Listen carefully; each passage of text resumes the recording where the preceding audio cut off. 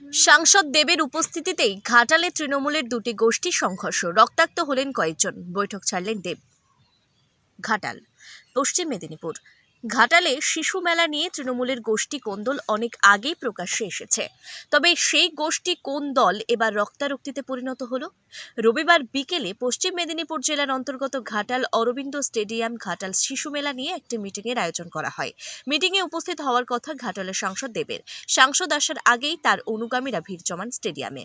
অন্যদিকে ঘাটালের প্রাক্তন বিধায়ক শঙ্কর দলের অনুগামীরাও আসতে শুরু করে।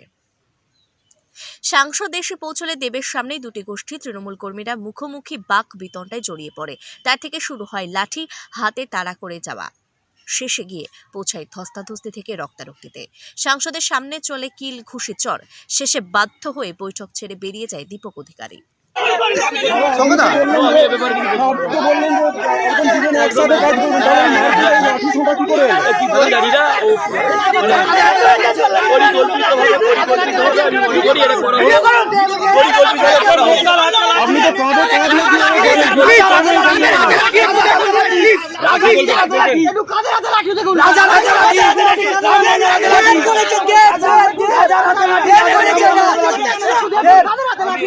ভাবতে পারিনি এই মিটিংয়ে কেউ লাঠি গাড়িয়ে করে আসবে, এটা ভাবতে পারিনি।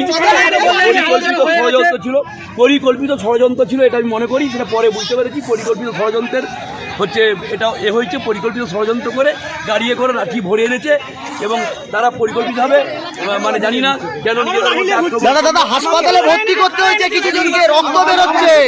ঠিক আছে, আমাকে ফাগরুল এখানে লাঠি মেরেছে, আমার এখানে প্রচুর যন্ত্রণা হচ্ছে। ফাগরুল নিজে লাঠি মেরেছে, আমাকে নিজে লাঠি মেরেছে। কি দিয়ে মারলো মেরেছে স্যার। দাদা কেন মারপিট হল কেন? আজকে মিটিং হওয়ার কাছে শিশু মেলার